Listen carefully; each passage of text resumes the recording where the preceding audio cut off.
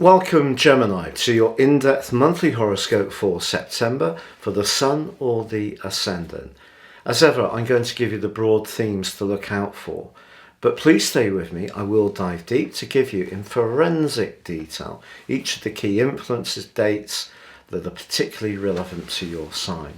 Now, of course, your sign is governed by Mercury, and Mercury is going to be a major player this month.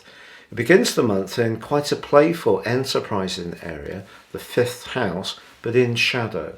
That means it's not going to be sparkling quite as brightly as it could do for you. It then goes into retrograde on the 10th, but reverses on the 23rd into a much more inward and reflective area. So I need to share with you about that.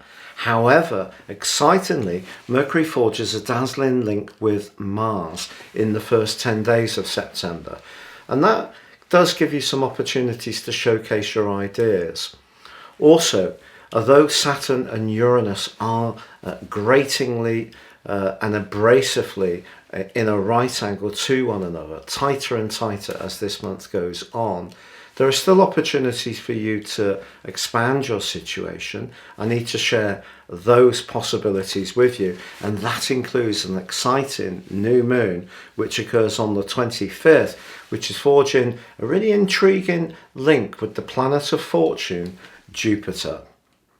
If you are wanting to embrace more serious astrology and rise above this zodiac forecast, if you give me 3 pieces of personal birth data of time, date and place of birth, I can give you a roadmap that can guide you for the rest of your life, help you to identify opportunities, but also see patterns that may have made at times your life more challenging and learn how to work around these. But in my special offer of 30% off, if you order this year, I'll give you your year 2023 forecast within this package, but also the rest of 2022 free. Please see the link below. And finally, if you are new to my channel, I'd be honoured if you would subscribe. If you've already done so, thank you so much for your support. But if not, please click or tap on the bell notification symbol. Thank you. So Gemini, your September horoscope begins with the Sun in your sector of home, emotion, family, shelter, protection, and is going to be joined by Venus on the 5th. So that could see you thinking about things like home decoration. If you're in the northern hemisphere, your garden or any place where you can find a sense of serenity will be an important feature at the start of this month. But of course, we need to focus on your ruler, Mercury, which is in shadow as we come into this new month. Shadow means it's not in retrograde, but it's not working quite as efficiently as it could. Now for you, initially it's in house 5, very much about self-expression. The retrograde begins on the 10th, but actually in the first 10 days of this month, Mercury is forging a sparkling alliance with Mars in your sign. And of course, Mars has moved into your sign where it's going to be through to the 25th of March next year. This is so rare. I cannot over impress upon you that fact.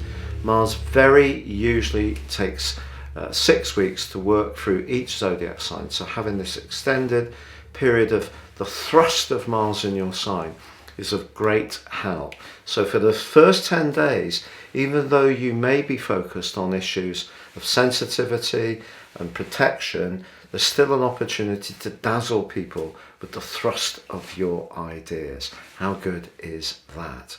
Absolutely fantastic. But once Venus does move on the 5th, that need to feel more homey is going to increase. There's also, in week 2, a very special angle between the Sun and Uranus. Now Uranus is tucked away in house 12 for you, and it has been having potentially a rather attritional impact on your nervous system over the last couple of years. It also is forging a closer right angle with Saturn in its retrograde in house 9 throughout this month.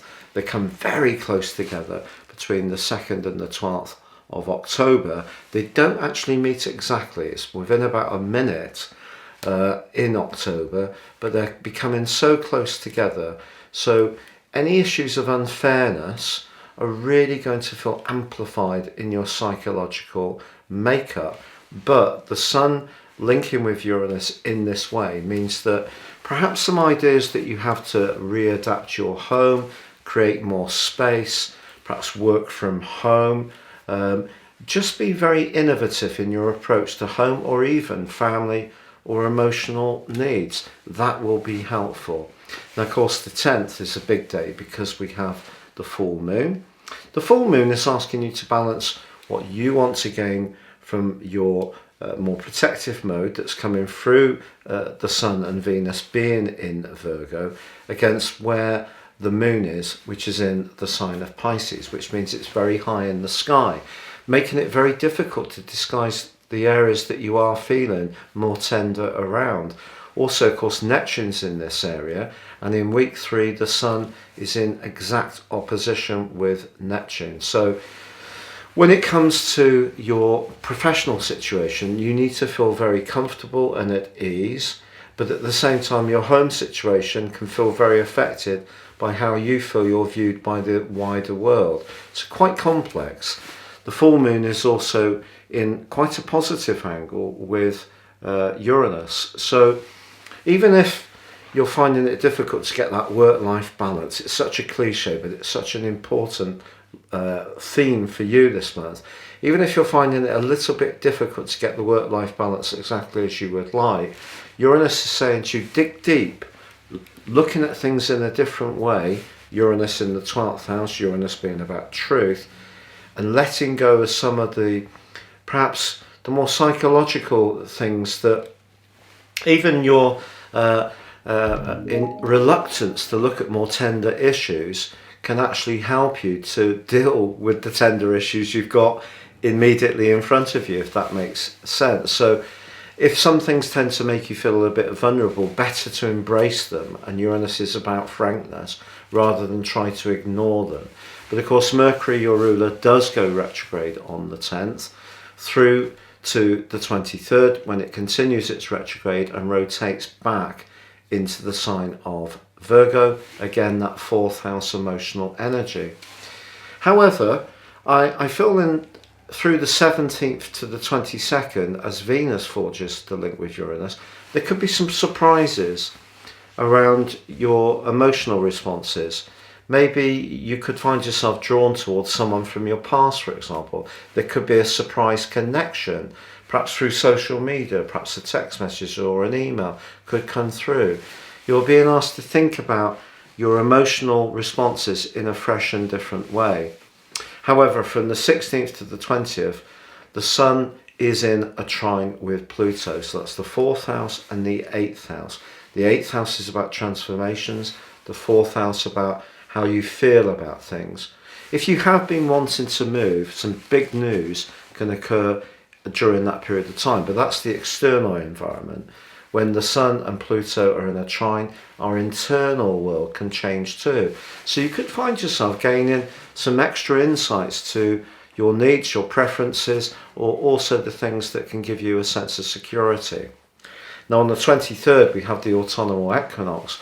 Great for you because it means that your sister air sign of Libra is emphasized as it moves into, the Sun moves into that sign.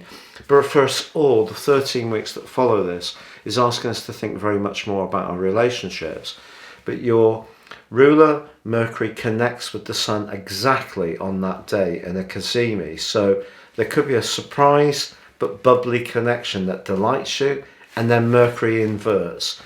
Moving inside, it's going deeper for you. Mercury in the 4th house, okay, it's in its home zone other than yours of Virgo, which it's fine with, but Mercury in the 4th house in retrograde, that's a bit more challenging.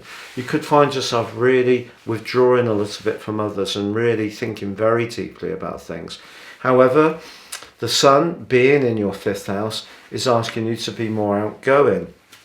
I think really it's going to be by the time of the new moon on the 25th, which links very well with Jupiter in your 11th house of sociability.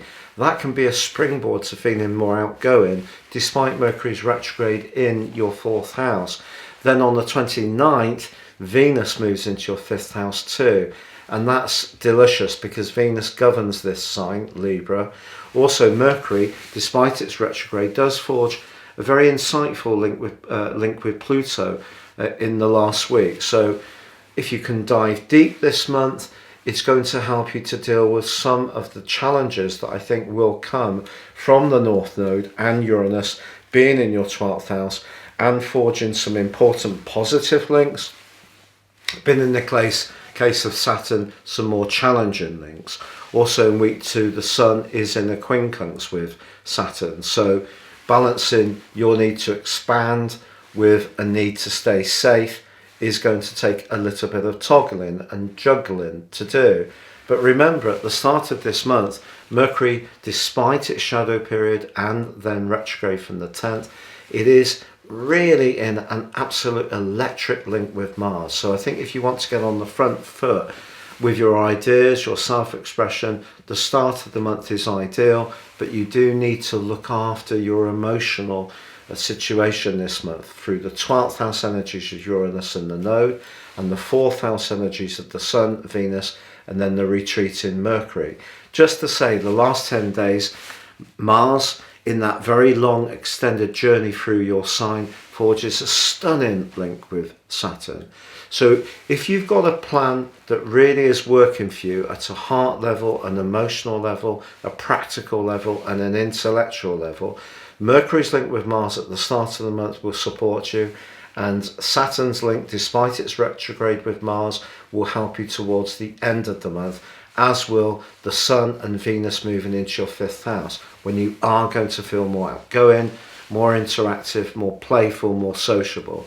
But being in touch with how you feel about things is not always easy for Gemini people, because you are simply so mercurial. You're so quick-witted, you can pivot so smartly, you've got a wonderful sense of humour, you can get on with lots of different types of people, but that is very much how you present. It's what's going on at a deeper level within you that's really the key to this month. If you get in touch with that and embrace who you are, the outer events can accelerate towards the end of this month, despite Mercury's retrograde.